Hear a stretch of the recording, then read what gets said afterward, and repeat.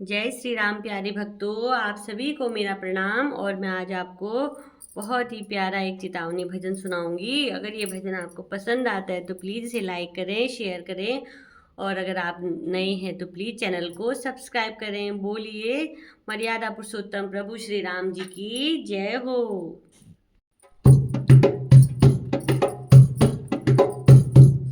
संभल कर चलना जीवन में, विपत्ति सब को ही आती है। संभल कर चलना जीवन में, विपत्ति सब को ही आती है।